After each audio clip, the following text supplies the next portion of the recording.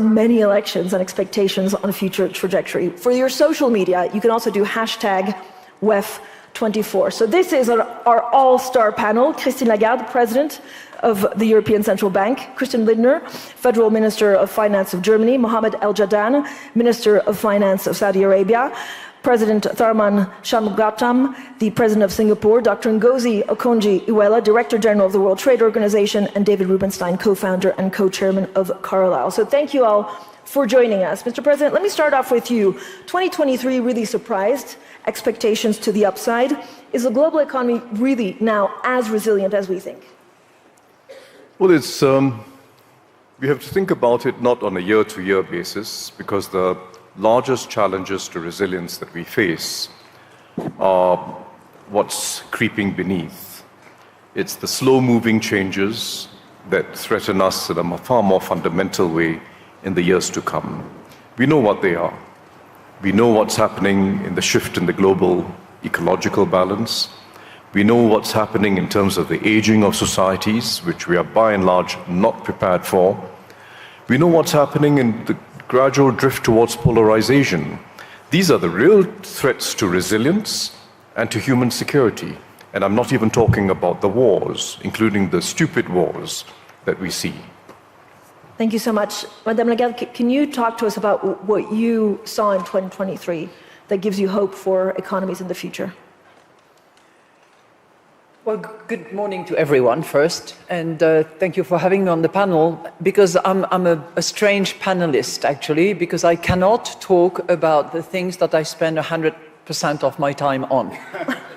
I'm a central bank president for the European Central Bank. We have a monetary policy meeting coming up on Wednesday and Thursday, and during 1 week before that, I cannot talk about what I do, what I hope for, what the analysis supporting our conclusions is. So, I thought long and hard. And I tried to identify a few of the trends that we have seen in 23 that will have no impact on our decision next week, and what we should sort of anticipate for the future. And I came around to something that I called normalization. That's what we are beginning to see especially in the end of 23, but towards something that is not going to be normality. So from normalization to non-normality. So what do I mean by that? The period before 23 was strange, extraordinary, difficult to analyze by many accounts. In 23, we have seen the beginning of normalization. When you look at consumption, for instance, around the world, I'm not talking just about the euro area, consumption is still a driving force for growth, but the tailwind that we had the benefit of are gradually fading. This very strange, extremely tight labor market, still tight, but a little less, and some of the indices that we use to identify the relationship, particularly between vacancies and unemployment, are changing gradually. So less tightness on the job market. When we look at savings around the world, there was plenty of it. Excess saving, with that excess saving, pretty much in all advanced economies in particular, is coming down, and from this 10% excess saving, we're getting close to virtually zero. So if you combine these two, job less tight, savings diminishing, clearly consumption is not as strong a force as it used to be. That's one thing. The second thing, which is also beginning to normalize, and I hope Ngozi will talk a lot about that, is trade. Trade went down and was massively disrupted by this goods versus services versus good over the course of the last 2 years preceding 23. But it is beginning now to really pick up. And in October, we had global trade numbers that for the first time in many months was up. And the pattern of trade is changing, but I will leave it to my friend Ngozi to describe that better. And the third normalization, and I have to say that, is that around the world, not including the euro area, around the world, inflation is coming down. And we have seen it yet again in November, both headline inflation and core inflation. So that's what I call the normalization that we have observed in 23. And maybe you'll give me the floor another time to talk about how it is not normality that we're heading to. we'll certainly will talk about that. Dr. Ghazi, could you talk to us a bit about the resilience that you've seen in global supply chains and trade? Well, thank you. I think Christine has set me up nicely. Let's see if I can move on that.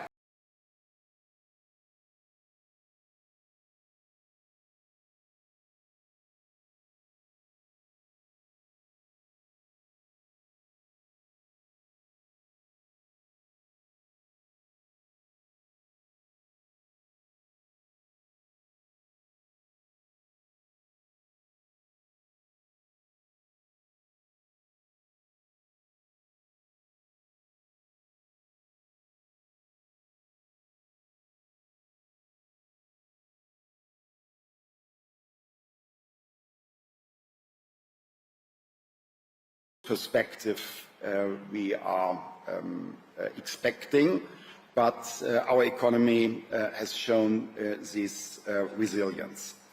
Looking to what will come over the next years, Christine said, okay, we are in the mentioned, we had to reinvent the German energy infrastructure and supply in the last 18 months. And so we have not the growth perspective we are expecting, but our economy has shown this resilience. Looking to what will come over the next years, Christine said, okay, we are in the process of normalization. I would say we are witnessing a new normal, and 2023 marks this new normal. Think about the rise of artificial intelligence we all have discussing here in Davos. Think about the geopolitical tension and the threat of fragmentation we will have to deal with over the next years. The higher debt levels after the pandemic and the energy price hikes, which has shrunk our fiscal space to finance transformation. And given the very little growth perspective of the global economy, we have to answer the question how we will be able in the future to finance transition by the private capital markets and how to fight poverty around the world. So for me, it's not normalization, it is a new normal which we have to be prepared for. And has 2023 given me hope, you asked? I would put it this way, it was a call for action, because we have to rearrange some policies, and probably we see a new need for structural reforms. Probably we are at the beginning of an era of new structural reforms. Minister Al-Jadaan, what do you see as the main risks, compared to maybe the resilience that we saw last year? There are a few things. I think I would just put possibly, from what I've heard, a little bit of context. I think obviously there are the immediate risks that will be obvious, which is geopolitics, fragmentation, and obviously the debt situation, particularly in low-income countries. And we are talking about them, and we realize that they actually pose risks, but that will add to inflation and monetary tightening. But these are the immediate ones. We need to attend to them. But then I think we need to make sure that we also attend to the medium term. I mean, the projections that we have seen from the World Bank or the IMF clearly suggest that this decade would be the lowest growth potential for the world economy compared to the first decade of this century and the second decade. And yesterday, Ajay Banga said in one of the panels a very nice statement. I will quote him. He said, "These are projections, they are not our destiny. And therefore we should actually see what can we do to form our destiny by actually changing the way we do things, by adopting policies that will actually fuel growth. These are very important, and again, in relation to low-income countries. Low-income countries are actually coming under a serious crunch of debt, and for them to be able to grow, they need to invest. And for them to invest, we need to restructure their debt and allow them access to money that they can then fuel their own growth, which will help the rest of the world. Thank you so much. David Rubenstein, what do you worry about the most in 2024? There are many things to worry about. Well, I worry about everything, but I would say the most important thing I wanted to convey is that predictions made in January about what's going to happen in the remainder of the year is generally wrong. Last year at this time, here and other forums around the world, people were predicting the U.S. would likely have a hard landing, if not a hard landing, a soft landing, but a soft landing implies very low growth. As it turns out, while the numbers aren't really in yet, the U.S. will have grown probably around 2.5% for 2023, which is much better than anybody really projected at the time. The U.S. has its challenges for sure, but inflation is coming down, and as a result of that, the Federal Reserve is likely to reduce interest rates relatively in the near future. In our and we have a presidential election. I think everybody probably recognizes that. And as a result, the Federal Reserve wants to get its rate cuts out of the way before the presidential election is in full steam. Because if you have rate cuts right before a presidential election, it will be seen as helping the candidate who's in the White House, because it'll gin up the economy, is the theory. And so the Republican nominee would not be happy with that. So the Fed is going to get 3 rate cuts in or more this year, as I expect it will. It will have to get those done relatively in the first quarter, certainly in the first half. So you can expect to see rate cuts. And that will probably drive the U.S. economy. During presidential election years, the U.S. economy generally does pretty well. We tend not to be in recessions in presidential election years because Congress spends a lot of money, and the Fed tends to be relatively easy on monetary policy during presidential election years. The biggest risk for the U.S. economy is the usual risk that everybody has. Are we going to be in a war somewhere, something like that? Is there going to be another pandemic? But it's really like we look out in the mirror and the enemy is us. Because the biggest risk we really have is the dysfunction of the U.S. government, our inability to pass appropriation bills that fund the government on time, the inability to deal with the debt limit issues on time. Those are the biggest things that worry me, whether at some point the U.S. government just can't get these issues done because of the political problems we have in the country. And as a result, I worry more about that than other things in terms of the U.S. economy going forward. We will have a presidential election year, and almost everything every candidate will say will probably not be true about what will happen in the future, because they probably won't be able to get done what they say they're going to get done, but it'll be interesting to watch. But David, a number of leaders have expressed concern of what Donald Trump in the White House means for fragmentation, for foreign policy. Right. Is there any way that the rest of the world can Trump-proof their economies? If somebody has a way to do that, I think they should patent it and probably sell it to somebody else. But it'd be very difficult to do. Clearly, the biggest political change that occurred in the United States last year also was unpredictable, or unpredicted, I should say. I don't think anybody outside of the Trump family would have predicted that Donald Trump would be indicted 4 times, 91 counts on various indictments, and that his popularity would soar to the point where he has a reasonably good chance of locking up the Republican nomination by March, which is earlier than almost any contested presidential candidate has been able to lock up the Republican nomination. If he is nominated, it'll be the first time ever that a Republican Party has nominated the same person 3 times in a row.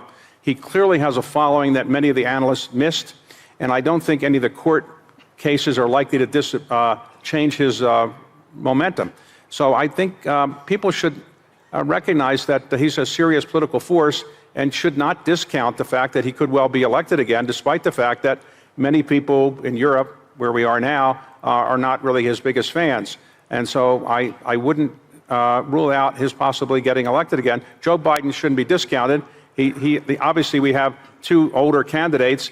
People have suggested to me that I should run for president, but I say I'm only 74 and you need to be older to run. So, but I do think, to be very serious, it'll be a relatively close election. And the final comment is, in our country, in the last two presidential elections, 45 states out of the 50 voted exactly the same way in each of those two elections. Only 5 states voted differently. Those 5 states are Arizona, Georgia, Minnesota, Michigan, Pennsylvania, and Wisconsin. Those 5 states are the only ones that voted differently in those two elections. Right now, Donald Trump is ahead in all 5 of those states. He lost all 5 of those states last time. Hillary Clinton lost those 5 states as well. Biden won them last time. So everything will get down to those 5 states, and right now, if the election were held today, it would be difficult to see how Trump would lose that election today, but it's a long way away. And the most important thing you can say about presidential elections in our country is things change all the time, and we won't know for sure probably until about a month before the election where it's really going to go. So, Minister Lindner, how should Europe prepare? And again, how difficult is it as a finance minister to look at models? This is for Minister Lindner. How difficult is it to look at models, to forecast, given all the crises, given the elections, and actually you don't really know what you're left with in 12 months? Well, I think we are talking too much about Donald Trump in Europe, and we should prepare ourselves for a possible second term for Donald Trump by fostering our European competitiveness. Doing our homework is the best preparation for a possible second term of Donald Trump, and this includes our capabilities to defend ourselves, being an attractive partner on eye level when it comes to the economic situation and when it comes to a fair burden sharing under the roof of NATO is the best we can do to be in a good partnership with the United States. And then it doesn't matter which administration, if we are attractive, if we do not have to ask others because we have capabilities ourselves, it's the best way to cooperate. And this is completely for both possible outcomes of the election in the United States, doing our homework. Madame Lagarde? I'd love to follow up on what Christian is saying. I think the best defense, if that's the way we want to look at it, is attack. And to attack properly, you need to be strong at home. So being strong means having a strong, deep market, having a real single market, and we should be expecting some suggestions by Enrico Letta, former Prime Minister of Italy, who is in charge of producing this report on how we can deepen and improve the functioning of that single market, which is a huge economic zone in the world, but which is not completely a single market yet, as many CEOs, I'm sure, experience on a daily basis. And we should, more importantly, make sure that the money that is saved in Europe, or the money that is associated with pension, is actually invested in a capital market union that actually functions efficiently to rally the investment that we badly need for the transition towards a greener economy, which relies certainly for a period of time on fossil fuel, but less so, as was indicated in the last COP28, and moves towards renewable, where investment is badly needed. May I add just one little aspect, because I'm grateful that Christine has mentioned the Capital Markets Union. I'm concerned that some policymakers in the European Union tend to follow the United States to subsidize almost everything. But we have to avoid a subsidy race. We cannot afford. I'm curious of the next US administration can continue the way they support their economy. I wonder if it's sustainable to pay so high subsidies. But what we have to do is to improve our framework conditions for our economies and to make further progress in capital markets union. Our competitive disadvantage compared to the US is not subsidies, it's the function of our private capital market. Mr. President, Singapore is, of course, a country that does well when the world is working well together, less well when China and the US are falling apart. So what's your take on this US-China stress? Well, I think the US-China relationship is the central axis of tension when you look at the largest problems we face in the world. And it has to be refashioned into the central axis of partnership. They look at each other fundamentally as adversaries, and then they look for opportunities to cooperate within that framework. It has to be flipped around. Fundamentally, they have to be partners, because the challenges that they both face are the same. Climate change, a lack of global order, a breaking up of the global trading system. They're challenges that both of them face, and both of them will suffer for it. And the two are absolutely essential to any solution, to climate, to peace, and to an open global trading system. And then within that, you can argue, you can badger, you can ensure fair competition, you can ensure that there's a way of dealing with each other that's consistent with the principles of openness and fair play. But we've got to flip things around, where you're not fundamentally adversaries, to one where you're fundamentally partners, and then you argue about specifics. That's the fundamental repositioning that's required. So it's not just about a pause in the relationship, it's really about a repositioning in the relationship. Dr. Ngozi, if we move it forward, there are 3-4 pillars that we need to put in place to foster growth. And I don't know whether this year there will be a lot of distractions that keep us further away from that goal, but what would you focus on to bring back longer sustainable growth? Well, thank you. And I just want to say that I strongly support what Christian and Christine said. I think the best way to be prepared for any eventuality is to focus on those things you need to do anyway. For me at the WTO, I don't fret about who is going to come or what is happening. Maybe that's an overstatement.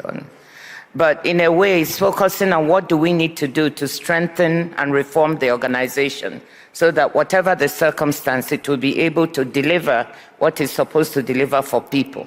So if we keep doing that, I think that's a strong answer, a bit of offense in that regard. But with respect to what are the pillars we should look at for restoring growth, I think that's a very good conversation, because we focus a lot on the pessimistic things that might happen. But there are some bright shoots that I want to talk about on the trade side. First, I want to mention that in spite of all the uncertainties that we talk about, and I pointed to in the beginning, trade has been largely resilient. It is because of trade that Europe was able to find other sources of energy from the US and the Gulf and elsewhere to make up for the withdrawal of energy from Russia. It's because of trade that 35 countries dependent on the Black Sea region from Africa were able to find alternative sources of grain fertilizer. So trade has been a force for resilience. And there are some bright spots in trade that we need to be conscious of. There's digital trade and services trade is growing fast, especially digitally delivered services trade, growing at 8% per annum. And that is a very, very interesting thing, because now we're all talking of digital platforms, AI, and this is a positive sign.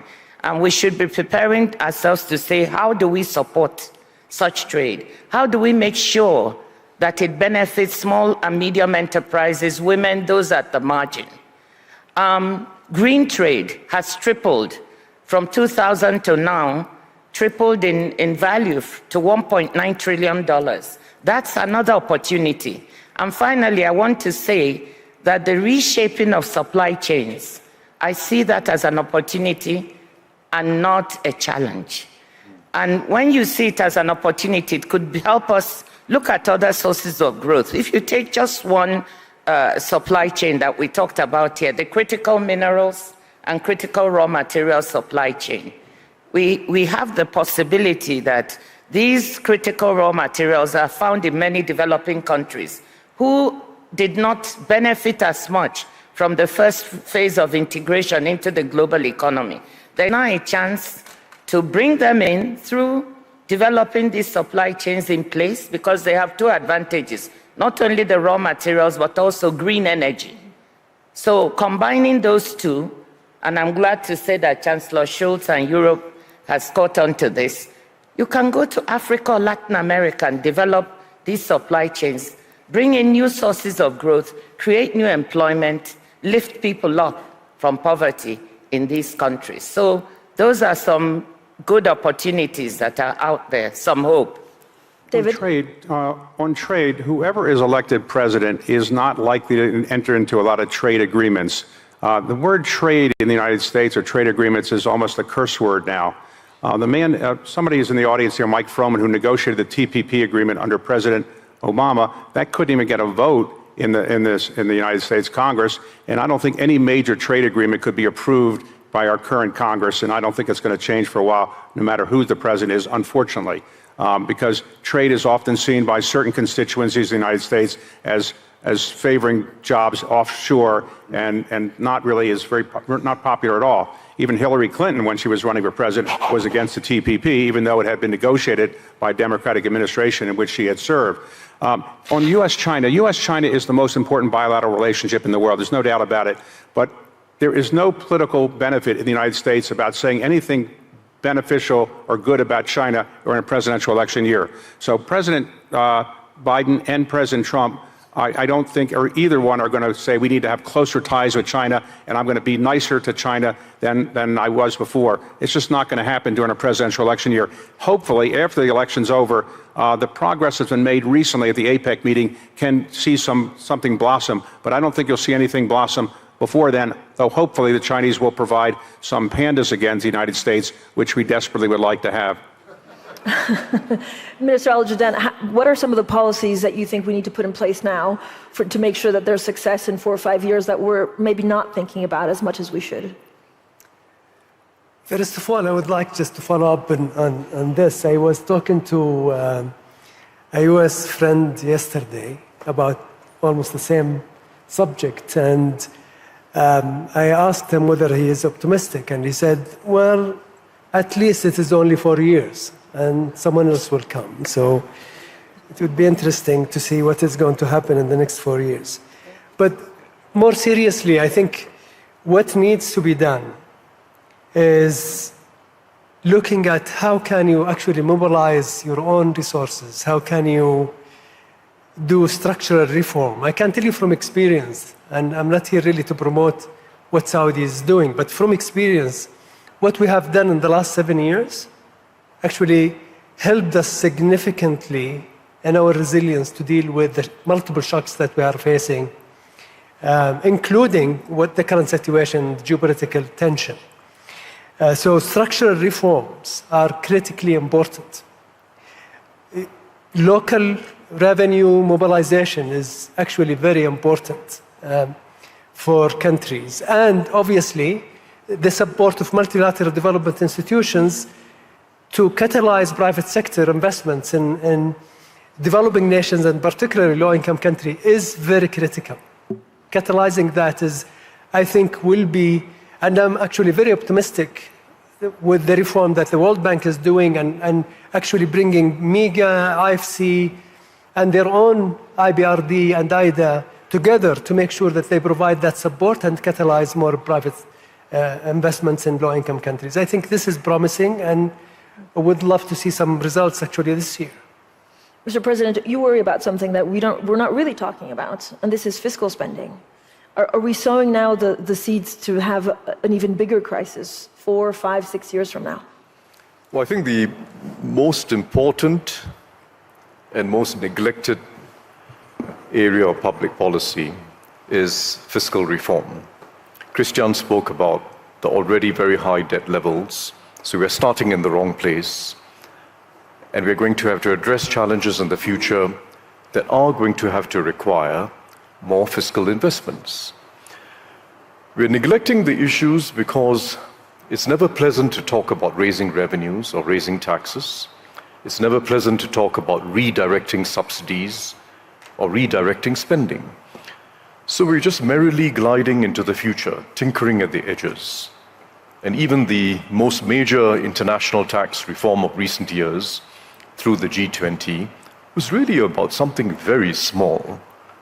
to do with corporate taxes and rearranging and reallocating corporate taxes. It's a very small issue compared to the challenges we really face. The big issues are, how do we address the climate transition? How do we address the needs of aging societies and broken social security systems?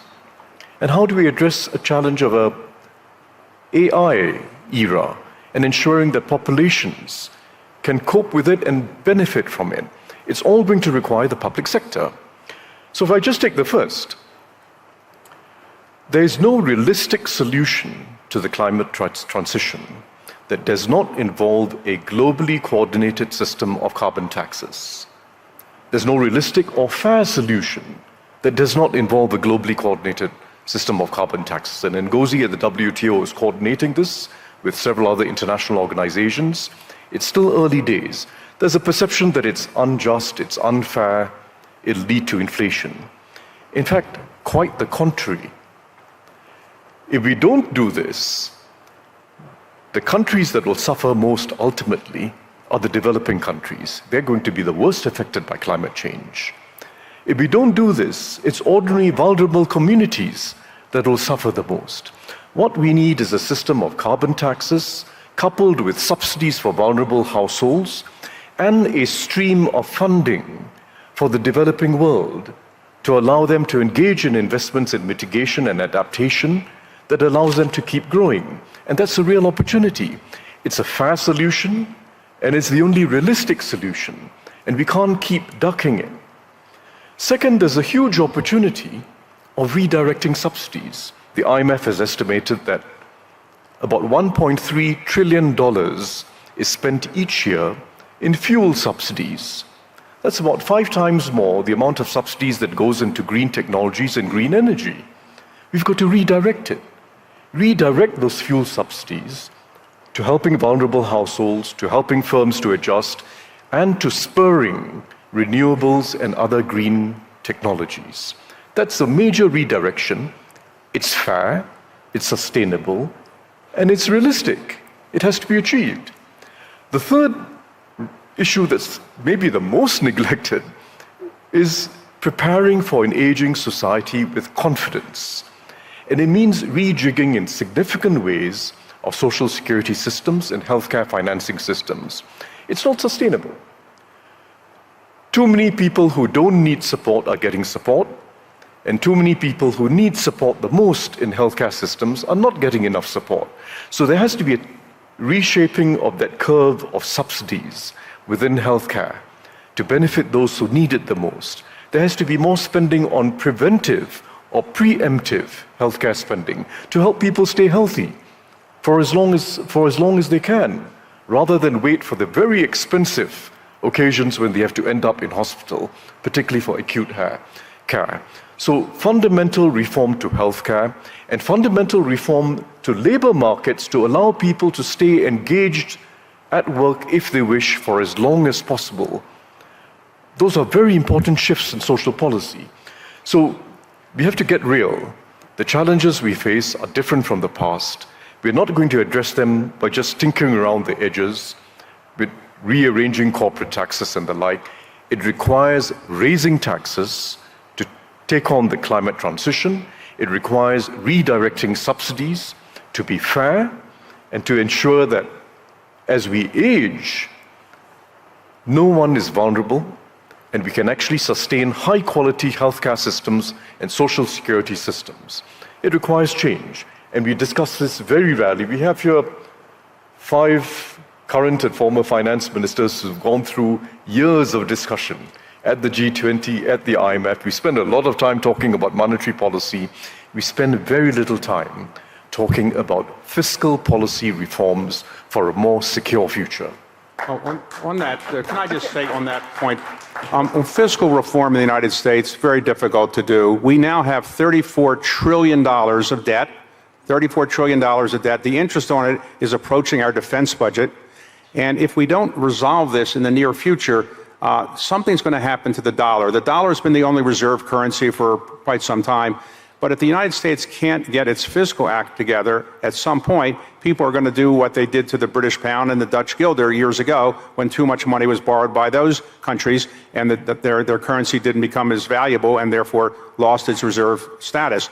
The U.S. doesn't have any real challenger right now to reserve currency status for the dollar, but it will if it keeps doing what it's doing. We have 122% of our GDP in debt, and each year our budget deficit is probably about 25% of our spending.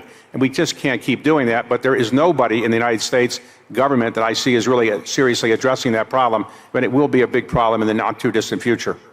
Thank you. Dr. Ngozi? Well, maybe you're pointing to me because I was nodding so much when Tharman was talking, and that's why he's a favorite. I mean, we have to look at what we need to do on the fiscal side to finance the green transition. The money isn't coming. The amounts are huge in the trillions needed. You take Africa, for instance, it needs $190 billion to finance per year, up to 2030 to finance the green transition. What is it getting now? Minute amounts. How is it going to be raised? So we have to think of sensible things like, how do we raise that money? So that's one. The second is business. They're facing a lot of regulatory fragmentation. There are 73 different carbon taxing and pricing regimes in the world today. They are confused. When they go from one country to the other, they have to think about a different way and a different system. So how do we bring this together? So if we have a common methodology or framework for a global carbon pricing regime, I think that will help. And then we can use some of those resources that would be raised to help finance the green transition in those vulnerable countries that don't have the resources. So that was why I was nodding so vigorously. And I think developing countries need to get behind it. The international financial institutions have all been working on this in parallel. The IMF, the World Bank, the WTO, the OECD. And finally, we are coming together in one task force to try to see if we can put all our energies together and develop a common methodology or framework. We know that not every country is going to have a carbon price or tax. The US will never do it. They will approach it through regulation and subsidies and other means. But once we have a common framework, we can all measure what we're doing against that. And more importantly, we can transfer some of the resources raised to help finance the green transition. So thank you for raising that, Tharman. Yeah. Dr. Ngozi, I know you have to leave in a couple of minutes because you have an important meeting. So a very quick question to you. Why has it been so slow?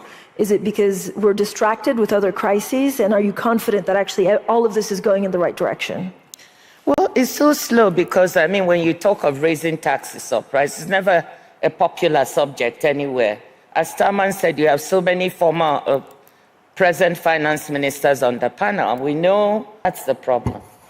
Thank you so much, Dr. Ngozi. I know you have to go. Minister Al-Jadaan?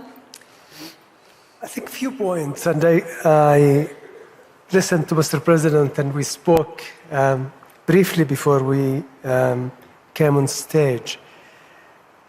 I would like, first of all, I think let us agree that climate change is real. Risks from climate change are real, and we should work all together to find solutions that would help the planet and the livelihood of people. I think we are all in agreement. I remember in 2014, when Paris Agreement was reached, developed nations have committed $100 billion annually for developed countries to deal with climate change and for them to transition out of carbon-intensive energy. What have we seen so far?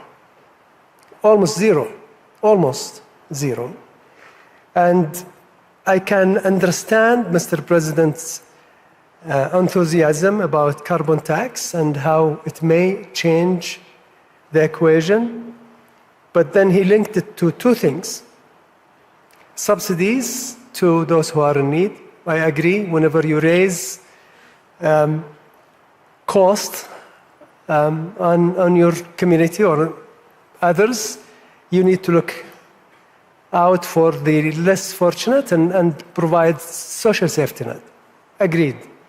The second caveat, Mr. President said, is we need to find a way that we channel part of that to low-income countries. We tried that and it failed. Now, so trying something else similar to what you have tried before and expect different results, it's very difficult. There are a lot of political resistance from developed nations. Politically, internally, I mean, we have heard just now some of the comments. So to say that we will put the tax, but then we will direct some of it to low-income countries is going to be very difficult politically, extremely difficult. Third, I would just remind ourselves that while we are enjoying the heated conference place here, there are over 600 million people in Africa that have no basic electricity. Not intermittent, basic, absolutely no electricity. So to say to them, go and eat cake, why are you looking for a bread, is hypocrisy, in my opinion. They have their own endowment. We should help them get that endowment from under their feet. Gas, for example, let them fuel their own transition. Allow them to use their own endowment. Help them to use their youth, empower their youth, reskill their youth, train their youth. That is really what is going to change Africa and other low-income countries. Thank you very much. Thank you so much. Minister Lindner? I hope nobody tells my coalition partners and colleagues in cabinet that we are here considering raising taxes. Would cause serious problems for me domestically. Seriously, I would like to widen the perspective a bit. I completely share the idea of fighting global warming by ambitious action. But we should think about the right methodology. I think there is an alternative to carbon tax, and the alternative is a carbon market. In Germany, it is extremely costly to avoid further emissions. And I wonder if the same amount of money we have to spend in Germany would have an even better effect on other places, at other places on the world. For example, to invest in electricity production in Africa with renewable energy as part of a compensation of a German steel industry and for their emissions could have globally a better effect with lower investment. And it doesn't matter where carbon dioxide is emitted, it is a global challenge. So probably we should ask OECD to work on a common framework for a global carbon market, as they did successfully on the global minimum taxation.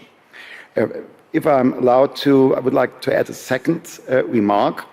To finance all our needs for transition, fighting poverty, and to prepare for the aging societies, I think there's one solution. Given the demographics, given the investment needs, I think we have to foster our productivity. And this is why I'm advocating for structural reforms in the labor markets, in technology, cutting red tape, being more competitive when it comes to corporate taxation. And, well, obviously, I'm talking about the reform agenda of Germany, but I think others have to face similar challenges. We in Germany, we have to do our homework, and probably we are part of a model because others have similar challenges. We had to to solve our debt and deficit issues, which has made me becoming the loneliest minister in cabinet. But we succeeded to solve our debt issues, and now we have to strengthen the supply side. And I know what some of you are thinking. Germany, probably the sick man. Germany is not the sick man. Germany is, after a very successful period since 2012 and these years of crisis, Germany is a tired man after a short night, and the low growth expectations are partly a wake-up call, and now we have a good cup of coffee, which means structural reforms, and then we will be continuing to succeed economically. Thank you so much, Minister. We only have 5 minutes left, so I'm going to call on Madame Lagarde, and then David, President and Minister. Save them for next year. David, and then paraphrase President of my country, ask not what the World Economic Forum can do for you, but what you can do for the World Economic Forum. Now, what do I mean by that? The purpose of the forum, and I can't speak for it because Klaus is the person who is really the most responsible to be able to speak for it, but I can say that the purpose of for this purpose is to inspire people. What we've tried to do in this panel and in other panels around the World Economic Forum is inspire people and educate people. And hopefully when you go back to your country, you'll educate yourself about some of the things that we talked about here that you might be inspired to learn more about, and try to pick one issue of the ones we talked about where you make yourself not only well educated about it, better educated than now, but try to make some difference in your own country to try to bring forward some of these ideas. Because the only way we're really going to be effective at the World Economic Forum is we have people that come to the sessions, and those people are watching on streaming, they are going to take these ideas and do something useful with them by working in their own countries to kind of educate people about these things. And that's what I really hope all of you will do, is take something away from this session and say, I'm now inspired to learn more about this issue or that issue, and I'm going to try to do something in my country to make it more likely that that will happen. Thank you. Thank you. In 30 seconds or 1 minute, Mr. President, what are you positive about? So, I agree entirely that we need carbon markets. That itself is a complex endeavor, but we need to develop it and we need to make it global. It's not a substitute for carbon taxes, for a very simple reason. Governments are going to have to invest significantly more than they've invested before. We want the private sector to fund most of the transition, but about a third of the investment is going to have to come from government. Because of externalities and other reasons, it has to be funded. It has to be funded. And we can't, there's no magical thinking here. Funding requires taxes of one form or another. The alternative is more and more borrowing, which Christian will be the first to agree, is not sustainable. So let's not duck the issue. Our real challenge is political. It is unpopular to raise any taxes. You have to design taxes together with subsidies so as to make it acceptable and fair. And that's the task of finance ministers. And we've got to coordinate this as much as possible globally so there are no leakages. Design taxes and subsidies so that we can get ahead on this, invest at a higher level, and make it fair for ordinary people.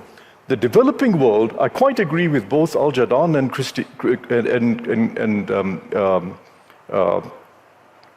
Christine. It is an opportunity.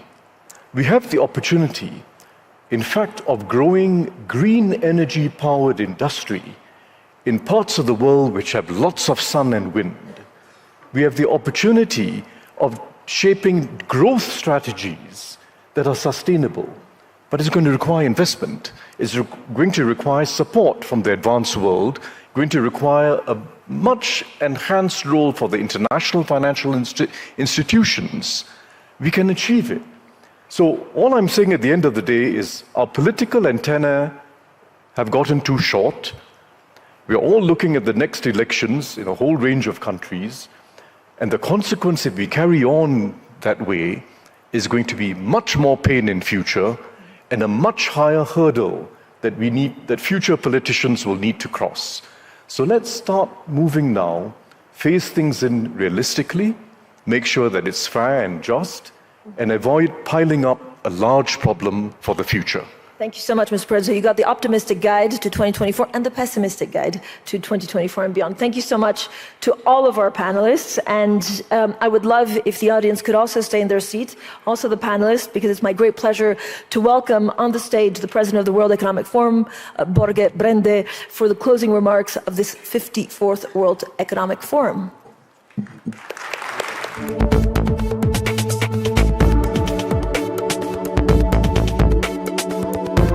That is also the theme of this annual meeting. So on behalf of our chairman, Professor Klaus Schwab, managing board, including myself, I would really like to use this opportunity to thank you for your active participation in the World Economic Forum's 54th annual meeting in Davos. This year's meeting came at a critical and complex moment, not only for the world, but for each person in it, something that was also alluded by the panel, also underlining the importance of inclusion. Rising global temperatures, a still fragile economy, and a deteriorating security landscape are challenges that are not bound by borders. They affect us all. There's no longer such a thing as a country, company, or community insulated from global shocks. And when it comes to leveraging opportunities, it is not possible to do so alone. Yet, we know the foundation of cooperation, trust, has been eroding in recent years, which is why this week's meeting on rebuilding trust has been so important. Leaders from around the world, from the public and private sectors, and from across generations gathered to show what can be achieved by working together. And I'm really heartened to see the impact. The annual meeting hosted 3,000 leaders, including 350 heads of state and governments and ministers. The presence of top government leaders alongside major CEOs across all industries fostered a new spirit of solidarity and cooperation, even among those with differing perspectives. It enabled the forum to continue its tradition of providing a space for diplomacy. More than 80 national security advisors from governments and international organizations met in Davos ahead of the meeting to advance a blueprint for peace, and world leaders voiced their support for President Zelensky and Ukraine. We hosted leaders from across the Middle East with the aim of supporting efforts to lower tensions and advance a path to peace. The forum's Friends of the African Continental Free Trade Area launched the first ever private sector action plan. We convened leaders from the Western Balkans and the EU who reiterated their commitment to a common European future underpinned by regional growth and stability. And the Humanitarian and Resilience Investing Initiative announced over 50 commitments that will boost impact investment and could unlock over 15 billion in frontier markets. The meeting focused on reviving the growth needed to strengthen our economies and societies. The Future of Growth initiative, supported by a new framework that looks beyond GDP growth, will be a 2-year campaign to help policymakers and economists share new ideas and best practices to balance growth with innovation, inclusion, sustainability, and resilience goals. The TradeTech Global Initiative outlined a vision for the collaborative use of technology for global commerce to unlock trillions in trade. New insights on the future of global fintech chartered a path to resilient and inclusive growth in the industry. And the Future of Industrial Strategies initiative shed light on the opportunities for companies and governments to co-create the next generation of industrial strategies. Participants made significant progress on climate action, nature protection, and energy transition. The First Movers Coalition has grown to almost 100 companies, providing the world's largest demand signal for breakthrough climate technologies in high-emission industry sectors such as steel and cement. And the World Economic Forum's Trillion Trees platform, that I know many of you are very committed to, announced over 100 companies pledging to conserve, restore and grow 12 billion trees. The forum launched a network to mobilize clean energy investment for the Global South to help unlock an estimated 3 trillion needed for the energy transition. The Global Plastic Action Partnership welcomed Colombia and the Philippines, bringing the network of national action partnerships to 14. Technology, and particularly AI, was top of mind, and participants proposed balancing innovation and protection to ensure responsible development. The AI Governance Alliance announced a new global effort to increase AI access. The Center for the Fourth Industrial Revolution that we have created expanded with new centers in Germany, Vietnam, and Qatar, and intends, amongst others, to launch also now a center in Ukraine, in Kiev. Uplink raised 43 million in funding to help early-stage impact entrepreneurs scale their people and planet-focused ventures. And the Global Collaboration Village, that I hope you all visited, demonstrated the potential of next-generation technology to drive inclusion and sustainability. None of these developments can be advanced without investments in people and equitable opportunities. The Reskilling Revolution initiative announced that it has reached more than 680 million people with opportunities for improving education skills and job opportunities.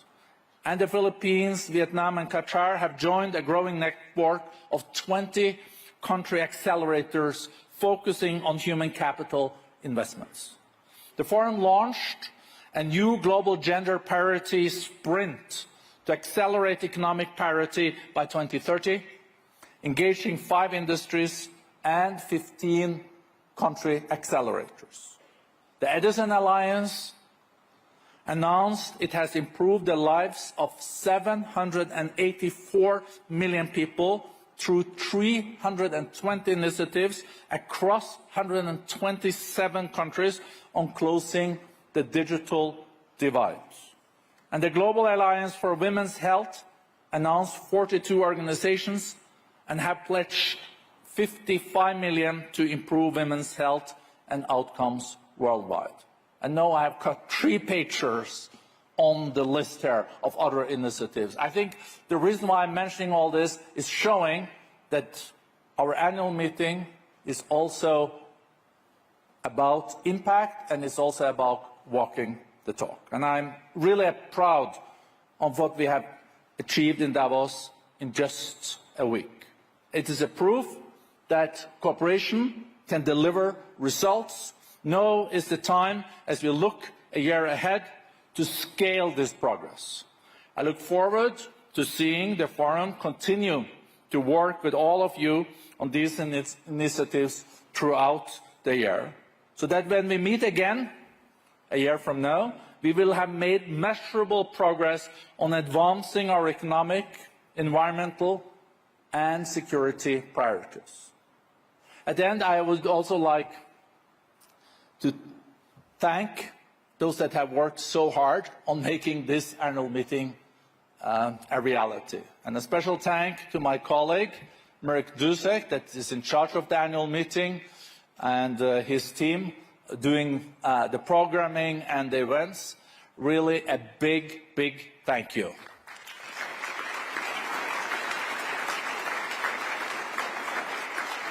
And I would also like to thank all my colleagues at the World Economic Forum that have worked 24/7 in making this happen. It's very rewarding, but I think we're all looking forward to not wake up at 5:30 tomorrow morning. So safe travels back home. And again, big thank you to this excellent panel. Thank you.